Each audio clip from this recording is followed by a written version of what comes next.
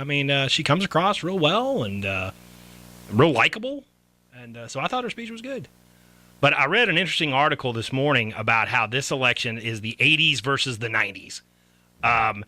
Trump representing the 80s and the Reagan era, which I think he's no Ronald Reagan personally. And then Hillary Clinton representing the 90s, when, technology was starting to take hold and what was a better generation or what was a better decade, the 80s or the 90s. And I think it truly is. I think making America great again, maybe we want to go back to the way things were in the 80s, which there was good and bad. And I got an interesting take on that. I had to think about things, and I think that one of the things that in this country we always kind of talk about is just, number one, optimism. Number two, standing by our, standing on our foundational values. And I think that not just a Republican or Democrat, I think we're getting away from those things. It seems that when I talk to people, to me, here is the split. I would like to see some of the old values that we had in politics mixed in with some aggressive learning and some aggressive innovation to what's happening now. I would like a mix of the two. And I think that that's what I would like to see, just more old school values, but being a little bit more aggressive and innovative and implementing those to fit in today's world. And I think that's the rub, the problem we run into now. Are millennials ready to accept old world values? I don't think that they are. I think some of them are. I think that foundationally, because of the internet and YouTube and some of the stuff that goes on, that they don't pay attention to things. Everything is happening so fast, and they feel like that they deserve everything right now. There's no delayed gratification at all. Like me and Trey, we talk about this. Like, for example, you know how long it took me to go to college and get through law school? It's supposed to take 7 years. Well, sometimes I ran out of money. Sometimes my family didn't have enough money, or I had to work for a year, or one time I got sick and caught the flu for 8 or 9 weeks, believe it or not. So a lot of people would quit at that point. It's not happening fast enough for them. Yeah, we both started at about the same age. I was 25 when I started law school. Yeah, and it's one of those things where it's like some of the millennials, if you get one thing in the way, they stop and they don't go back. It's just like if you have to wait too long to get something, that sometimes they don't want to wait that long to get it. And I think you should wait sometimes. I don't think they have the historical perspective that even us two in our early 40s fully have either. A lot of people don't realize that up until 1982, all the Texas legislature, the Texas House and Senate, and all the statewide offices were Democrat. And then in 2002, it was all Republican. So there was 20 years where, we had both. And now really winning the Republican primary is akin to winning the election. Yes. But, I remember Ann Richards, and I was talking to my friend Tim on the way over here. I think that Richards-Clayton Williams gubernatorial election of 1990, in a lot of ways, it kind of reminds me of what's going on now. Yeah. In that Clayton Williams lost. He should have won, but he lost to Ann Richards because he kept shooting himself in the foot. I don't know that this election that we're facing on the presidential level is all that different. Yeah, and and you're right about shooting yourself in the foot. It's just I don't know if Trump is shooting himself in the foot because I refuse to believe that he doesn't understand certain things. I think that some of it he probably does because he knows. Somebody was talking about the news cycles and how he's just dominating news cycles just because of the controversy that surrounds him at times. I wish he would take it a little bit more, I'm not going to say seriously, but if the insults would stop and some of the other stuff was stopped, maybe you can actually listen to and point out what he is about, not just about the insults. That's what bothers me so much, because I understand that you just can't have that. It's not just him. I would like other options outside of the two candidates we have, to be honest with you. But I think that we have to teach our children certain things. We have to have a baseline for how we should be. And I just don't like the fact that some things that have been said, and I'm not going to go as the media, this and that. No, there's certain things you just can't do to me that he's done. And I just wish he wouldn't have done those things, because I would like to have a better option, or at least to be able to hear more. But when you do those kinds of things, somebody like myself, we don't want to listen to you because of some of the insults you've thrown at people. If you and throw an it's just insult on the insult. Bingo. Yeah. But he makes some very interesting points, though. Oh, yeah, I mean, sure. about how we approach the world. Do we want to continue to approach dealing with the world that we're dealing with? Well, I don't think it's working all that great. So maybe there's an opportunity to do something different. I think that what he has to understand, the change and the effect that you can make on the world is bigger than responding or insulting people. Just do what you do, but do not insult people. Come with your ideas. Talk about how you want to change things. And if you make the emphasis that, especially now you're going from the to the general election, you need to probably put that package in there that way, as opposed to doing it the way he was doing it. Let's talk about whether you see a change on the horizon when we come back, when you talk about Donald Trump, and what Hillary Clinton is going to do when the majority of the population is saying they don't trust her as far as they can throw her. And this is your candidate for president of the United States. Let's talk about that when we continue here on Relationship Roundtable and more on 570 KLIF. Attention professional sales reps, what does your future look like right now? Let me tell you what it might look like selling for some of the most recognizable radio stations in Dallas-Fort Worth. It's exciting. It's meeting new people. It's prospecting. It's creating a market plan for a customer and making it work. It's potentially very lucrative. It's taking your future into your own hands. Interested? Send me your resume. Richard.lane@cumulus.com. That's Richard.lane@cumulus.com. Cumulus is a drug-free workplace and an equal opportunity employer. For over 3 decades, Steve Bruneman has been a Texas trial lawyer, battling for his clients' rights, specializing in comprehensive family law services. To this day, he remains one of the most experienced board-certified family law attorneys in the Dallas-Fort Worth Metroplex. His unique combination of experience, knowledge, trial skills, and commitment are what continue to set him apart from his peers. He's been named a Texas Super Lawyer 6 consecutive years, and now adds published author to his resume, having just written The Marriage Gamble, a step-by-step guide that teaches the skills needed to become a great spouse. Because as Steve says, great spouses don't divorce. Achieving the results his clients desire and deserve. That's Steve Bruneman, passionate about his work, compassionate with his clients. Visit his website, BrunemanLaw.com. That's BRUNEMAN Law.com. Serving Dallas, Collin, Denton, Rockwall, Ellis, and Kaufman counties. Having a tough time all of a sudden? Hit a bump in the road, maybe even in trouble with the law? Then listen up. Calvin D. Johnson, attorney at law, can help you out. He's knowledgeable, passionate, and a proven defense attorney with over 15 years' experience in the criminal courts in the state of Texas. He has handled a multitude of criminal defense matters, from felonies to misdemeanors, whether DWIs, theft, drug possession, or assault cases. Calvin D. Johnson can help you ease the pain while solving and resolving the issues you're dealing with. In addition, he's a proven professional when it comes to educational law. He has handled school district board meetings, grievances, and other matters before the Texas Education Agency, having assisted hundreds of teachers with their certification-related matters. So whether educational courts or matters within the criminal courts, count on Calvin D. Johnson, attorney at law. Visit his website today, attorneycalvindjohnson@gmail.com. Been in the market for a good attorney lately? If so, make certain that you find someone that is knowledgeable, experienced, and trustworthy, and certainly board certified. Board certification is a mark of excellence and signifies that the certified attorney has met rigorous objective standards. And here in the great state of Texas, only 10% of practicing attorneys have achieved such distinction. One such attorney, Trey Harris. And if you happen to live in Tarrant, Johnson, or Parker counties, then he should be your attorney of choice. The Harris Law Firm is a boutique firm located in Fort Worth, specializing in all aspects of family law, including adoptions, divorces, child support issues, protective orders, and cases involving child protective services. Sound like someone you need to talk to? Then give them a call today, 817-294-1237. Again, that's 817-294-1237, and schedule your consultation today.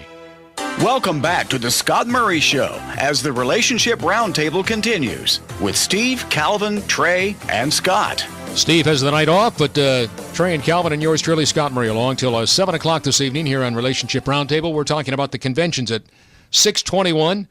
RNC was about 10 days ago, and the Democratic National Convention was this past week. And we're just talking about the two candidates, the presumptive candidates. They were months ago, and they remain to today officially. Donald Trump and Hillary Clinton, and trust. Five-letter word that each and every one of us deal with each and every day. And yet, here we are about to elect a president from a man and a woman that, in the global scheme of things, have issues when it comes to trust. And who trusts them? And gosh, Hillary's up to what? Almost 75% of the country. That's 3 out of every 4 people don't trust her, and yet she's running for president of the United States, which was once, and I think is still referred to, as the greatest position on the face of the earth. Calvin, your thoughts? That's in lies the problem. I mean, when you look at the situation, she has numerous issues that people don't trust her on. And that's a big concern for me with her. With Trump, I'm concerned because of the bankruptcies and Trump University and some of the other things. I don't trust him. I think, honestly, I agree with Mark Cuban, and I don't agree with Mark Cuban all the time, but I think we're getting a little bit of a con job, and he needs to be careful. Trump needs to be careful with us. This is not a reality show. I mean, this is real. This is our country. We need to get to the specifics. And if it was my way, I wish we would have had better choices right now, because even if the Republican Party, or even if Trump had to calm down and not kind of went nuclear and arguing with people and insulting people, I think that right now he'd probably be leading by 4 or 5 points if he just would have calmed some of that down. And I think that even if the party had nominated somebody else, maybe right now we wouldn't be talking about like Hillary Clinton possibly being president. I just want good choices to pick from in choosing a president. I'm not saying that they're both bad, but I'm just saying that they both have issues, and trust is the top one for Hillary, and if not one of the top 2 for Trump. And how sad it is that you and I have to have this conversation on a Sunday night here in the year 2016, when there are literally thousands, men and women, black and white, that would be incredible leaders of our great nation, and yet they don't want anything to do with it because they just don't, and for good reason. Yeah, you get dissected like in a biology class in high school because of the position and all of the stuff that comes along with it. And I also wonder, and I throw this out to both of you, what about the possibility, I just, hypothetically, this is not going to happen, but and you say, well, Scott, be an independent. Well, I kind of think at times I am an independent. I'm a little more conservative than I am liberal, but my point is, wouldn't it be wonderful if maybe the parties disappeared and we just had to deal with people? That's what we have in the city of Fort Worth. The city of Fort Worth is nonpartisan. Our city council, our mayor is all nonpartisan. Now, we know who the Republicans and Democrats are, those of us that are involved in city politics. But it is nonpartisan, and I will say that people work together. The traditional Republican areas work with the traditional Democratic Democratic that used to happen areas. back in the 80s, too. I sure. can see Ronald Reagan going across the party lines, and people got along. Well, and George W. Bush, when he was governor, he had a Democratic legislature, and he worked well with them. Everybody knew that. Those days just don't exist anymore. That's the most frustrating part about all of this. Whoever wins, the other side just goes, we're not going to deal with you. We're just going to obstruct everything from happening, and we got to quit doing that. and saying, well, we're going to do this for 4 years and then the next year we'll get them the next time. No, people are living, our country is regressing at the same time that everybody's throwing these hissy fits. Folks need to get together and work together. That's what's going to work. One thing that I really do miss, and revisionist historians, they kind of ignore this, but it's the white Southern Democrat. When the white Southern Democrat died, which that's been about 15 years ago, let's say, that's when things really started to change for the negative, because a white Southern Democrat or a white conservative Democrat could work with both parties. They were probably more Republican in their thinking, but they were labeled as Democrats so they could reach across the aisle. And those guys started going away, particularly in 94 when Newt Gingrich kind of swept them out. And then, really lingered for a while, but just very, very few of them left around anymore. But I always identified with them. I always liked them. My grandma was a white Southern Democrat. And I think when we lost those, I think that's when the turmoil, this us versus them kind of started. Yeah, because what I see, Scott, when we always talk about this too, it's almost like perspective. I think that we had enough people who understood and dealt with both sides, black, white, and brown, or 3 or 4 sides, however you want to call it. But I think now what we're getting is the people that win, you either got to be far to the left or far to the right or close to far left or right as possible. Mm-hmm. And I think you don't get enough experience with the problems that other people have and try to understand, hey, well, I know I won. I'm going to do this because we won and this is what we want to do. However, I'm going to do enough of this because I really see an issue here. And be comfortable enough to do it. Now, and build if consensus. you see a problem and you do it, mm-hmm. and even if you shouldn't have voted for that. No, it was a sensible thing to do. Mm-hmm. I mean, it may not be the far right thing or the far left thing, but it was a sensible thing to do, so I did it. You can't do that anymore. People put you on the grill for it. I guess I should be more politically correct and say the conservative Democrat, but mm-hmm. But I think we're kind of seeing that. I think that Kane, who is Ms. Clinton's VP pick, I think he's kind of known for that. And, I think the biggest problem that we have is nobody wants to reach across the aisle anymore. And people used to. People in power used to be known for, okay, what can we do to compromise? What can we do to move something forward? And that's why I lament the loss of the conservative Southern Democrat, because they used to do that.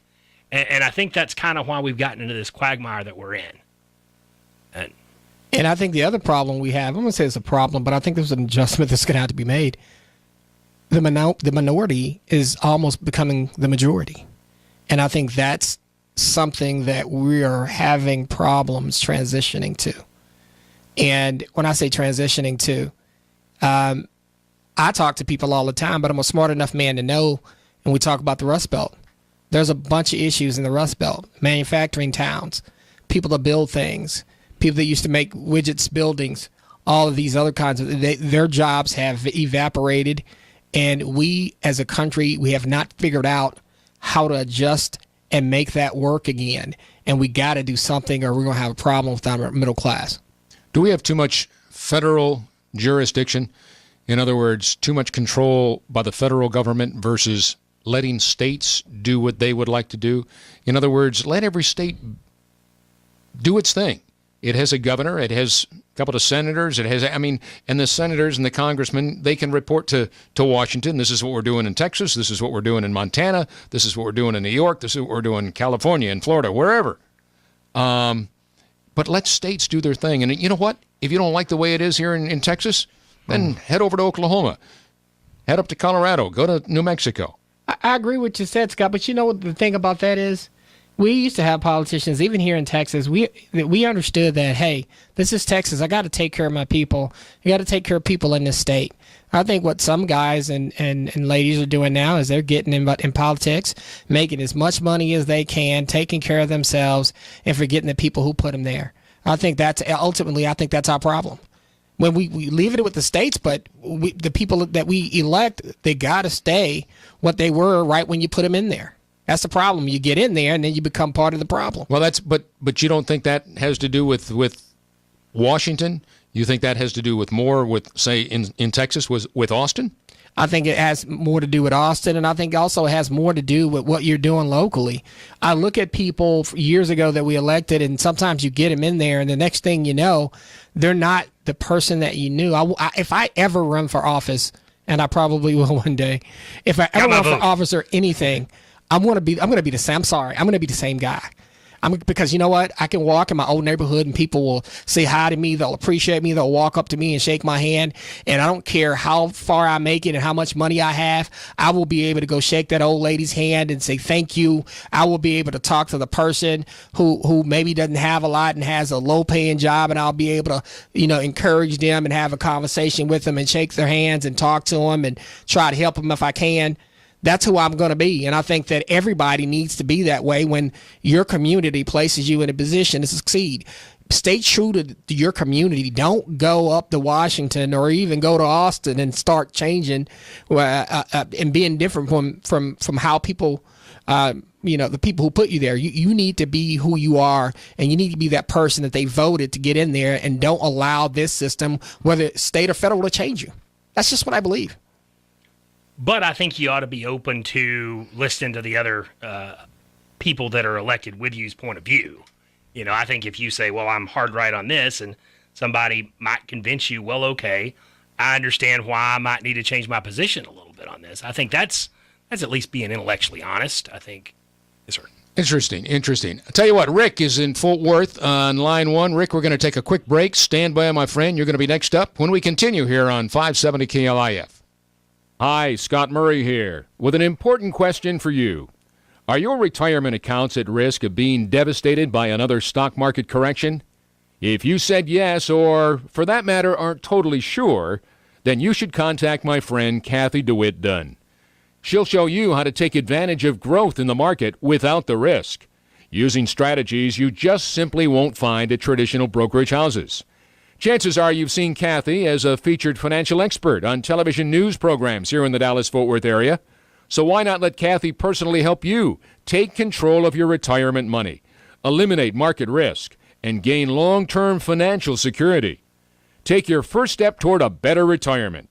Schedule your free consultation by simply calling Kathy at 972-473-4700. Again, that's 972-473-4700. Or visit Kathy online at annuitywatchusa.com. For over 3 decades, Steve Bruneman has been a Texas trial lawyer, battling for his clients' rights, specializing in comprehensive family law services. To this day, he remains one of the most experienced board-certified family law attorneys in the Dallas-Fort Worth Metroplex. His unique combination of experience, knowledge, trial skills, and commitment are what continue to set him apart from his peers. He's been named a Texas Super Lawyer 6 consecutive years, and now adds published author to his resume, having just written The Marriage Gamble, a step-by-step guide that teaches the skills needed to become a great spouse. Because as Steve says, great spouses don't divorce. Achieving the results his clients desire and deserve. That's Steve Bruneman, passionate about his work, compassionate with his clients. Visit his website, BrunemanLaw.com. That's BRUNEMAN Law.com. Serving Dallas, Collin, Denton, Rockwall, Ellis, and Kaufman counties. Having a tough time all of a sudden? Hit a bump in the road, maybe even in trouble with the law? Then listen up. Calvin D. Johnson, attorney at law, can help you out. He's knowledgeable, passionate, and a proven defense attorney with over 15 years' experience in the criminal courts in the state of Texas. He has handled a multitude of criminal defense matters, from felonies to misdemeanors, whether DWIs, theft, drug possession, or assault cases. Calvin D. Johnson can help you ease the pain while solving and resolving the issues you're dealing with. In addition, he's a proven professional when it comes to educational law. He has handled school district board meetings, grievances, and other matters before the Texas Education Agency, having assisted hundreds of teachers with their certification-related matters. So whether educational courts or matters within the criminal courts, count on Calvin D. Johnson, attorney at law. Visit his website today, attorneycalvindjohnson@gmail.com. The Scott Murray Show continues. Join the conversation at 888-787-5543. Now back to Relationship Roundtable with Steve, Calvin, Trey, and Scott. 6:35 on your Sunday night. We're going to be here till the top of the hour, till 7 o'clock. Trey and Calvin in studio tonight with yours truly, but Steve Areno is on the road again. So I guess he's heading down to San Antonio where you are, right? Yeah, I'm about to be following him. So every attorney...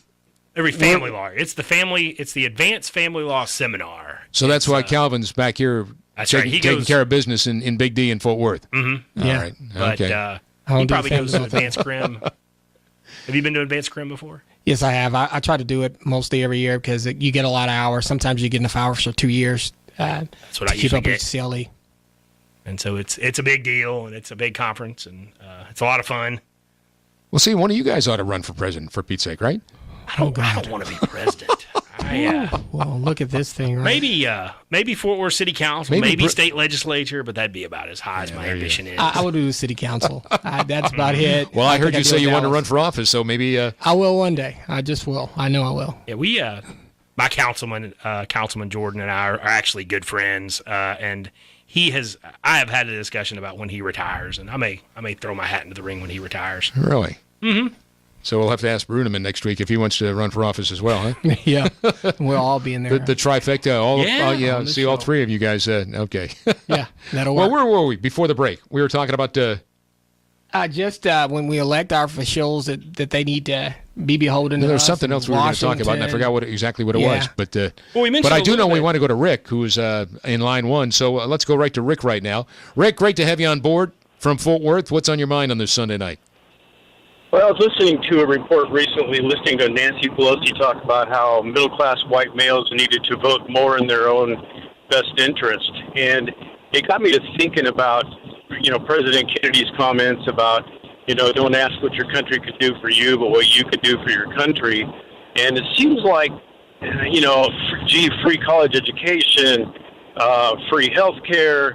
It makes you wonder if there's been a shift in politics to more of a, what can I get out of the government? And I just wonder if I'm nuts or if you guys are seeing the same thing. Trey, what do you think? Oh, I'm definitely seeing the same thing. I see it all the time in my daily life and my practice. People that, will receive AFDC or Medicaid when they have a job and they're not fully disclosing certain things. And, I see it. I see it all the time.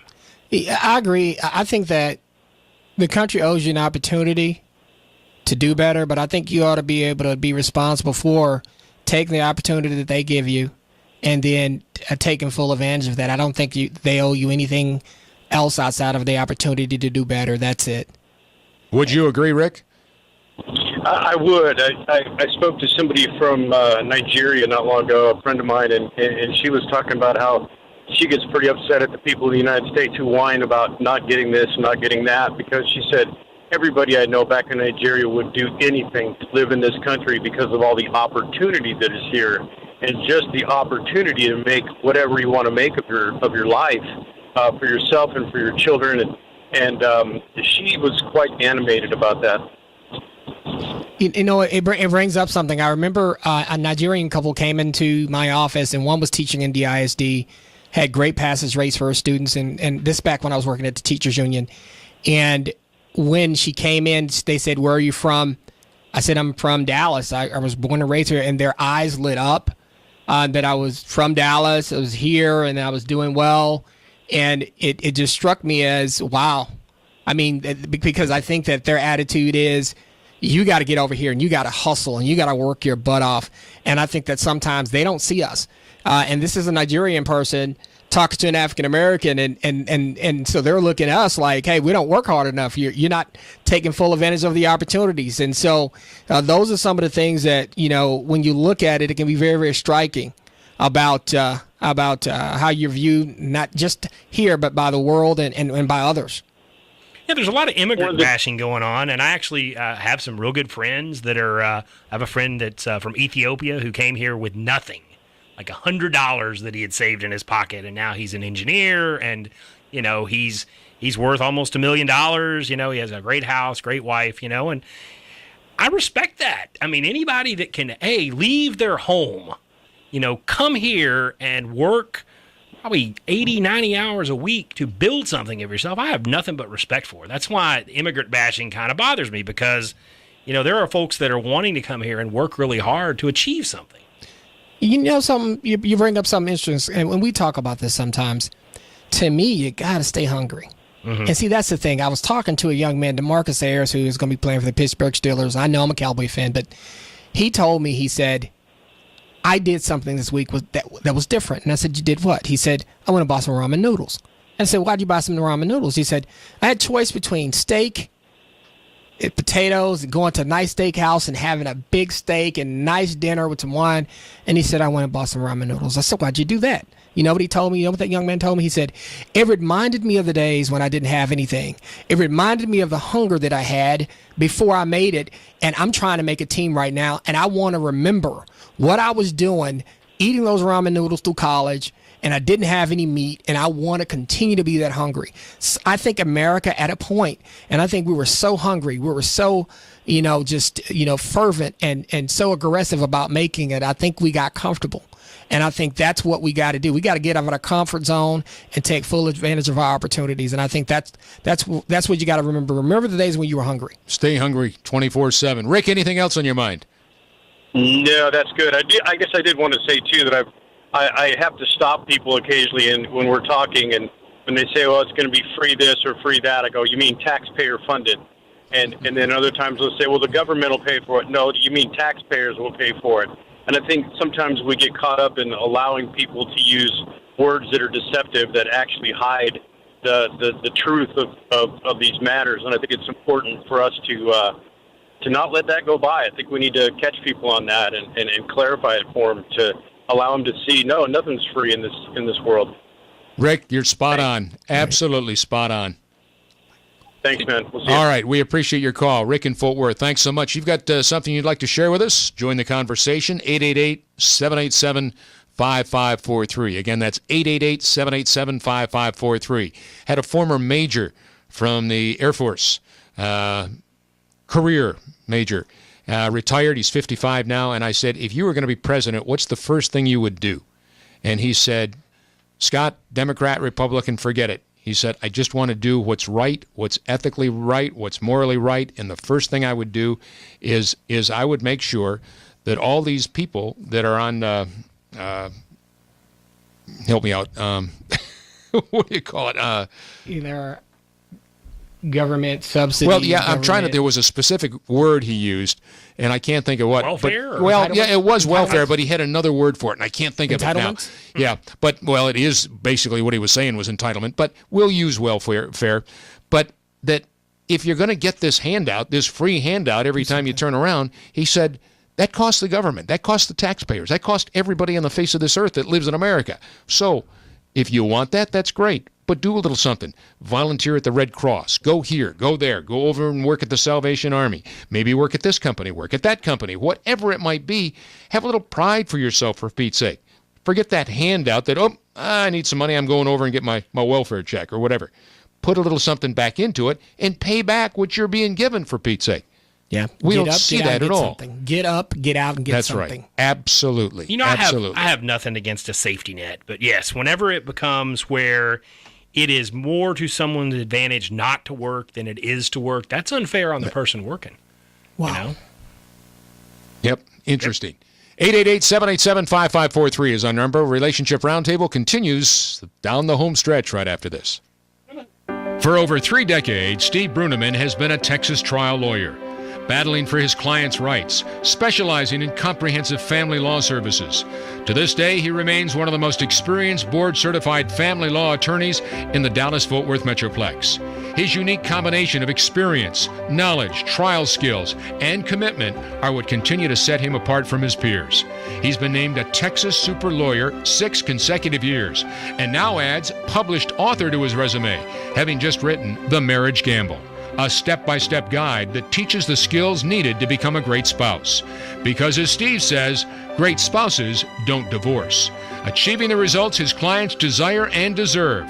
That's Steve Bruneman, passionate about his work, compassionate with his clients. Visit his website, BrunemanLaw.com. That's BRUNEMAN Law.com. Serving Dallas, Collin, Denton, Rockwall, Ellis, and Kaufman counties. Hey, did you know that the biggest investment most people will make in their lifetime is the purchase of their home? So it's most important that you find a mortgage company that's experienced and knowledgeable. A lending company like King Financial Group, your Texas mortgage specialist. King Financial Group has been helping families achieve home ownership for close to 25 years.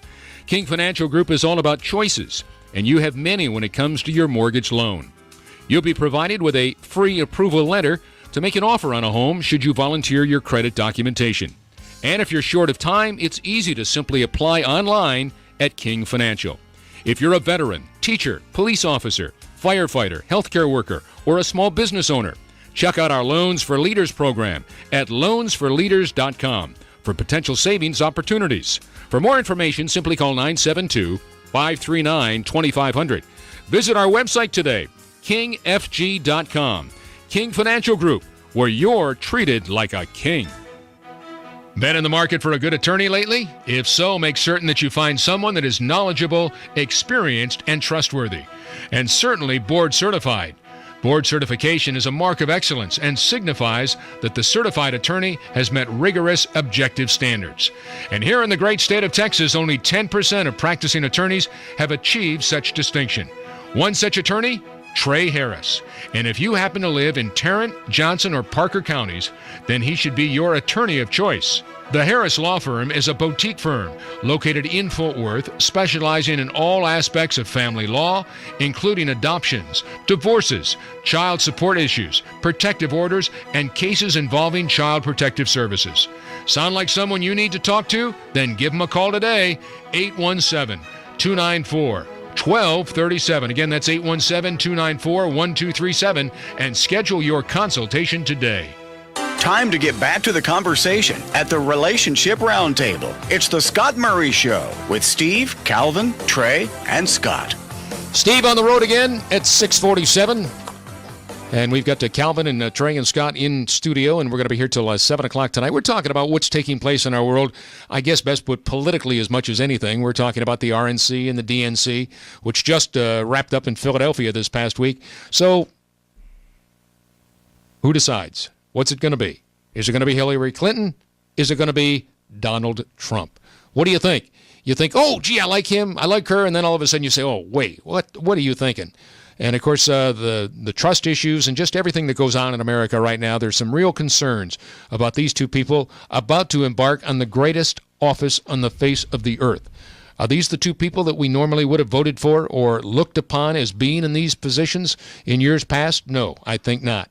Has Donald Trump brought up a lot of great points along the way? Yeah, you're darn right he has. But then at the same time, he'll turn around and then fire some darts at somebody, and you say, Donald, what are you thinking? Have some dignity, have some grace, be kind, be respectful. And then he comes right back, and you go, oh my gosh, there's no way in the world I can, vote for Hillary. So back and forth. And that I could continue on for the next 15 minutes on the pros and cons on either one. Well, maybe not so much on one of them, and we'll let it go at that. But my bottom line is, what about you guys? We know it's basically a dead heat at this point. Coming out, who has to do what, I guess, best put, as we move forward? The 1st of August arrives tomorrow. So now we've got less than 100 days till Election Day. What does Donald Trump have to do to become the next president? What does Hillary Clinton have to do to become the first woman president and our next president? What do they have to do? I think when it comes to Trump, he has to get folks to trust him a little bit more, as well as Hillary. The first two for both candidates. Let's go first. Trust on both. The second thing, I think, when you talk about Trump, he really needs to stop insulting people, get a little bit more specific, continue to talk about the change that he wants to do and how he's going to do it, and talk about some of the things that we have been doing that don't work and how he wants to change those things. I think that's a winning argument for him. If he just talks about change and stops insulting people, I think we'll be fine. In terms of Hillary, she has to get people to trust her. You have to get people to trust her. And then I think that some of her ideas, like in terms of moving towards Bernie's people, I don't want everything free. I just want the opportunity, and I'll take advantage of it. And I don't think we should be preaching all of this free stuff to folks. I think that if somebody shows that they deserve the opportunity to go to the next level, then you reward them by getting them to the next level, or helping them a little bit. But she needs to stay more in the middle. She doesn't need to go any further left than she is right now. And I think that she needs to talk about what she is going to do, acknowledge the mistakes that she has made, and what she's going to do different if she becomes president. That's what I think.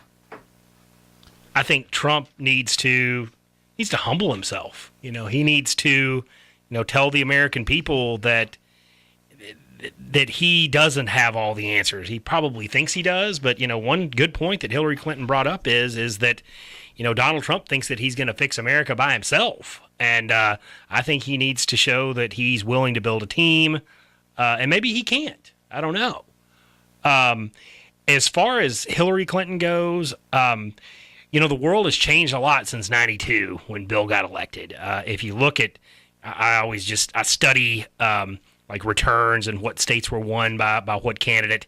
And in '92, Clinton won places like Arkansas, where he was from, Tennessee, where Gore was from. He won a lot of areas in the South. Hillary's not going to win those. But she will, I think, win the swing states. I think places like Ohio, Pennsylvania, maybe Florida. And I think that may be what it takes to put her over, because Trump is just so unpopular. Like Calvin and I talked the other day, 0% of African Americans in Ohio support Trump. That's a huge swing state. I mean, and that's that. Even if African Americans are 15% of the population, that's enough to swing the state of Ohio, the state of Pennsylvania, and the states that he needs to win in order to win the election. So I think that people are going to go with something they know. I think that, Trump is coming in with no political experience. I mean, okay, he's running for president. Shouldn't he have run for governor or something first? And so I think at the end of the day, of course, I predicted that Golden State would win over Cleveland. But at the end of the day, I think people go with Hillary, at least in those swing states, those states that really kind of make a difference. And I think she wins. All right. I'll play devil's advocate with you. Do you Yes, want to sir. vote for somebody that was as dishonest when we talk about Benghazi and we talk about the email scandal and we talk about everything else that has gone on and what she has done and where we are in the world today and where we were before she was Secretary of State? Well, I'm not I'm a Republican, so I'm probably not voting for her. What I'm doing is playing devil's advocate. But I agree. I think that she has some real problems.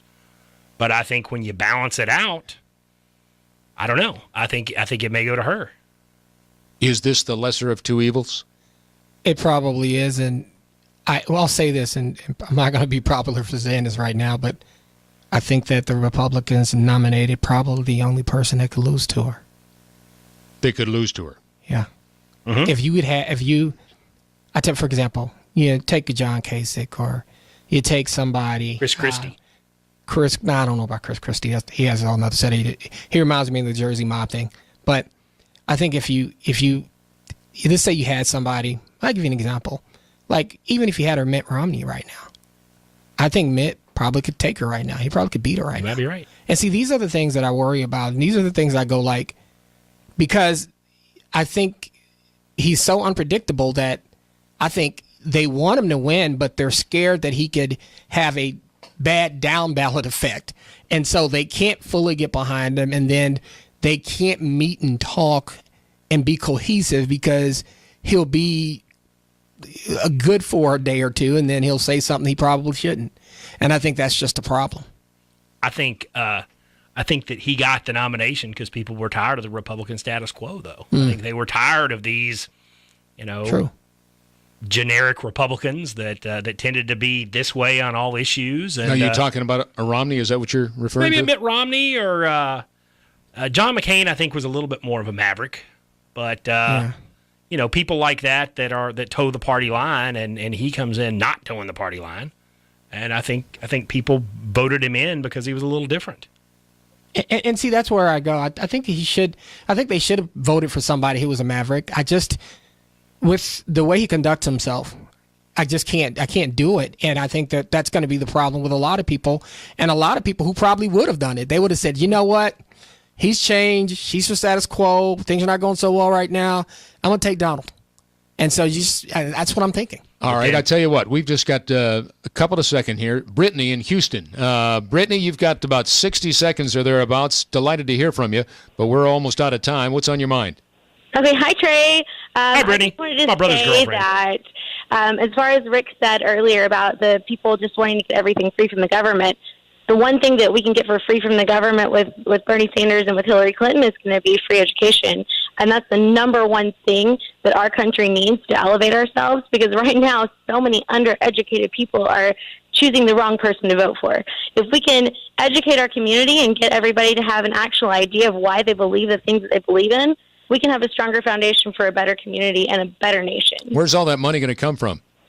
It's going to come from my tax dollars, and I will be happy to pay that, because I will be happy to be a proud citizen of the United States of America as long as we're educating our people. And I don't mind that at all whatsoever. We're already more in debt than we have ever been in debt before. Do you know what it would cost to do that? Education is number one on my list, so I can't argue that fact. But to have the government pay every single person from this point going forward, pay for their education, we got to find out where it's going to come from first. But see, here's the thing. Not everybody's going to take advantage of that. Not everybody's going to want that free education. Not everybody's going to want to push themselves further. But people that want to, and the people that really, really want to and that are in a bad spot in their life that do not have the money to pay for education, they're just stuck. They can't do anything about it. But we can give them an opportunity to make our country better as a whole, which benefits you, it benefits me, it benefits every one of our brothers and sisters. You know what? I paid every penny of my education. Paid for it myself. And so did I. Didn't get there as fast as I wanted to, but I worked because that's what I had to do. If I wanted it, well, why can't everybody else do that then? I have absolutely worked for everything that I own, everything that I have, everything that I've ever accomplished in life I've worked for. But I can tell you what, there's some people that don't have that opportunity. And well, you know what? I wish you'd have called in about 30 minutes ago, because we are out of time. Yep. And that is. And I wish I had tried, but Trey texted me the number a little too late. Oh, so Trey's. It's my fault. Trey's Yeah, you can pulling call this in any behind time, the scenes, huh? We'll talk to him after we get off the air. I appreciate your call. Thanks, Brittany. We very much thank you appreciate so it. much. You're very welcome. And for Steve, who I know is driving towards San Antonio, Steve, safe trip. We'll see you next week. Calvin, always a pleasure. Love your insight. Thank you much. Thanks. Trey, likewise. Love your insight. Thank you sir. very much. And to all of you, thanks for stopping by. Until next Sunday for Relationship Roundtable, I'm Scott Murray. Be smart. Stay safe. Good night, Texas. Been in the market for a good attorney lately? If so, make certain that you find someone that is knowledgeable, experienced, and trustworthy, and certainly board certified. Board certification is a mark of excellence and signifies that the certified attorney has met rigorous objective standards. And here in the great state of Texas, only 10% of practicing attorneys have achieved such distinction. One such attorney, Trey Harris. And if you happen to live in Tarrant, Johnson, or Parker counties, then he should be your attorney of choice. The Harris Law Firm is a boutique firm located in Fort Worth, specializing in all aspects of family law, including adoptions, divorces, child support issues, protective orders, and cases involving child protective services. Sound like someone you need to talk to? Then give them a call today, 817-294-1237. Again, that's 817-294-1237, and schedule your consultation today. Hi, Scott Murray here, with an important question for you. Are your retirement accounts at risk of being devastated by another stock market correction? If you said yes, or for that matter aren't totally sure, then you should contact my friend Kathy DeWitt Dunn. She'll show you how to take advantage of growth in the market without the risk, using strategies you just simply won't find at traditional brokerage houses. Chances are you've seen Kathy as a featured financial expert on television news programs here in the Dallas-Fort Worth area. So why not let Kathy personally help you take control of your retirement money, eliminate market risk, and gain long-term financial security? Take your first step toward a better retirement. Schedule your free consultation by simply calling Kathy at 972-4